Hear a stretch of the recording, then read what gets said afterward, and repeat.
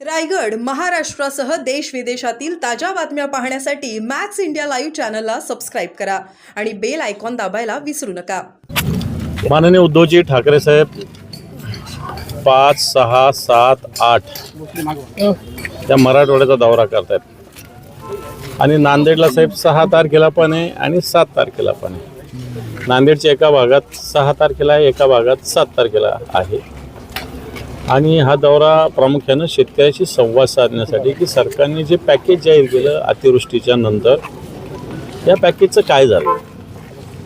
खरं तर हे पॅकेज म्हणजे शेतकऱ्यांशी दगाबाजी म्हणून आम्ही या कार्यक्रमाला दगाबाजरी अशा पद्धतीनं एक टॅगलाईन दिलेली आहे. कारण सरकार शेतकऱ्याशी दगाबाजी करत आहे. सांगितलं हेक्टरी 18,500 रुपये देऊ, मोठ्या मुश्किलीनं काही ठिकाणी 7,500 8,500 आले, काही लोकांना तर 1,000 2,000 पण नाही आले. बागायती ज्याचं क्षेत्र आहे त्याला अजून 1 रुपया आलेला नाही. फळबागा जे आहे त्यांनाही काही आलेलं नाही. ज्याच्या जमिनी खडून गेल्या वाहून गेल्या त्यालासुद्धा काही आलेलं नाही. पीक विम्याचा तर काही प्रश्नच नाही, पण सरकारने सांगितलं पीक विमा मिळेल, रब्बीसाठी मिळेल. आता रब्बी कधी सुरू होती जरा सांगा. रब्बी तर सुरू झालेलं आहे. रब्बीच्या सगळ्या गोष्टी सुरू झालेल्या असताना अजूनही रब्बीचा जर रुपया मिळत नाही तर मला असं वाटतं सरकार शेतकऱ्यांची दगाबाजी करत आहे. आणि म्हणजे अतिवृष्टीच्या बाबतीत सरकारने जाहीर केलेलं पॅकेज हे फसवं आहे, दगाबाजी करणारं आहे. आता हे आम्ही बोलतोय आणि म्हणून हे खरं काय खोटं काय शेतकऱ्याशी संवाद साधून आम्ही करू. शेतकऱ्यांनाच विचारू, ज्या शेतकऱ्यांना भेटलं असेल तर त्याचं सरकारचं स्वागत करू आम्ही. पण भेटलं नसेल तर सरकारने शेतकऱ्यांशी दगाबाजी करू नये, शेतकऱ्याची फसवणूक करू नये, ही भूमिका आमची शिवसेनेची राहील. म्हणून उद्धवजी ठाकरे साहेबांचा दौरा पूर्ण मराठवाड्याच्या 8 जिल्ह्यामध्ये परवापासून सुरू होणार. प्रवीण दरेकर यांनी या दौऱ्यावर टीका केली ती असणार की पिकनिक टूर होऊ नये, 9 दौरा होईल.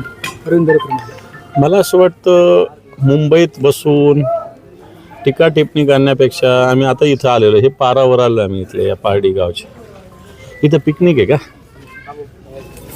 इथं पिकनिक आहे का? काही इथं पर्यटन स्थळ आहे? इथं जनतेसाठी संवाद, शेतकऱ्यांसाठी संवाद साधायला आम्ही येतो. टीका करणाऱ्यांनी करत राहावं, मला असं वाटतं त्याचं उत्तर देण्याची गरज नाही. फक्त सरकारने पॅकेज दिलं की नाही दिलं याचं उत्तर प्रवीणजीने दिलं असतं तर बरं झालं असतं. बावनकुळे असं म्हणाले की तुमचे जे 31 खासदार निवडून आले तर मग ते वोट चोरीमधून आले का ते पण जाहीर करा. उद्धव ठाकरेंनी पत्रकार परिषद घेऊन सांगावं चुकीच्या याद्यावरती आमच्या खासदार निवडून आले. वोट चोरीचा प्रकार लोकसभेनंतर मोठ्या प्रमाणावर झालेला आहे. लोकसभेनंतर विधानसभेपर्यंत या महाराष्ट्रात 65 लाख मतदार वाढलेले आहे आणि ते सगळं मतदान यांना पडलेलं आहे. आम्हाला जे मतदान लोकसभेला पडलं तेच मतदान विधानसभेला पडलं. जे वाढलं मतदान हे जे लोकसभा ते विधानसभेच्या काळात हे मतदान म्हणजे वोट चोरीचा प्रकार होता. त्यामुळं लोकसभेला जे मतदान पडलं आणि विधानसभेला जे मतदान पडलं याच्यात फरक.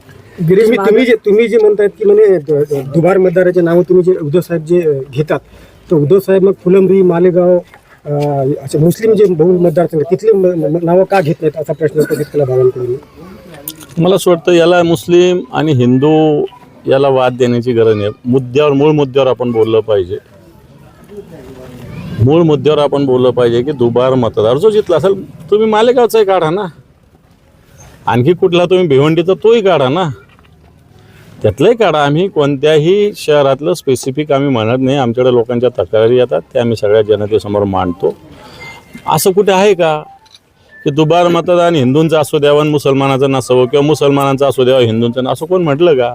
दुबार मतदार कोणाचंही असो याला जातीवादाचं रूप देण्याची गरज नाही. यांच्या धंदेच आहे जातीवाद देणं. मूळ आलं ना प्रश्नाचं उत्तर द्यायचं नाही, त्याच्यात जात धर्म आणत बसायचा.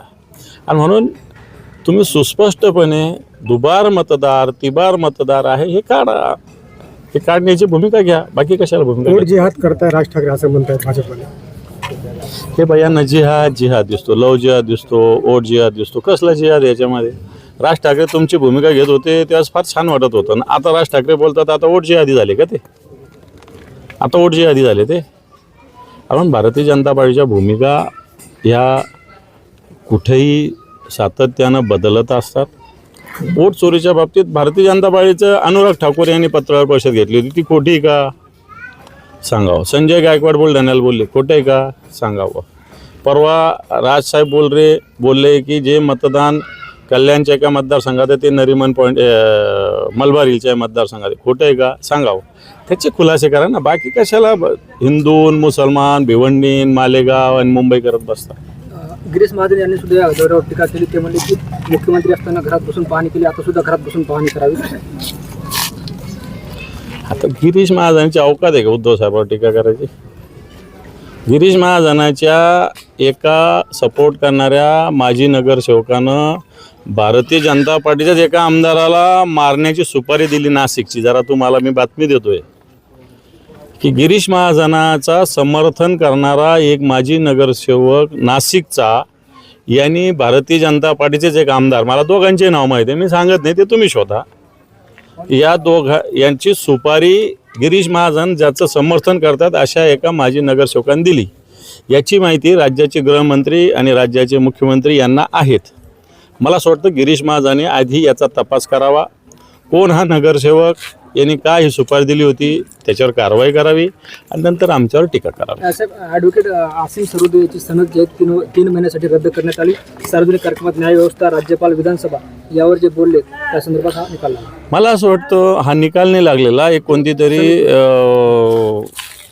आपला जो विवेकानंद घाटगे अध्यक्ष होते. आपली जी काउन्सिल आहे, बार काउन्सिल, याची कोणती समिती होती, यांनी हा निकाल दिला आहे. मला असं वाटतं यांनी निकाल देऊन काही होणार नाही. राज्यपालावर टीका करू नये का? राज्यपाल छत्रपती शिवरायांचा अवमान करतात. राज्यपालांनी 12 आमदार निवडायचा निकालाला विलंब केला तर बोलू नये का राज्यपालांना?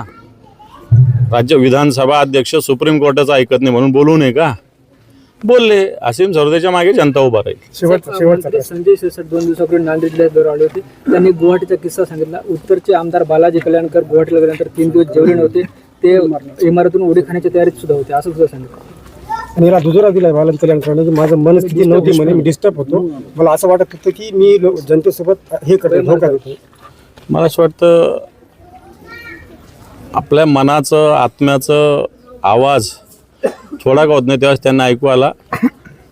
पण तो शेवटी गद्दारी तर केली ना. बालाजी कल्याणकर असो की संजय शिरसाट असो, शेवटी गद्दारच आहे ते लोक. ज्या शिवसेनेने बालाजी कल्याणकर याची क्षमता, आम्ही दुसरा शब्द नाही उच्चारत, काय आहे बालाजी कल्याणकरांना स्वतः माहिती. तसं असताना शिवसेनेमुळं ते आमदार झाले. आणि मला वाटतं असं झाल्यानंतर त्या माणसाचा आत्मा त्याला सांगतच असेल की आपण चूक करतोय, असंच त्यांना वाटलं असावं, म्हणून ते संजय शिरसाट किंवा बालाजी कल्याणकर बोलले असावे.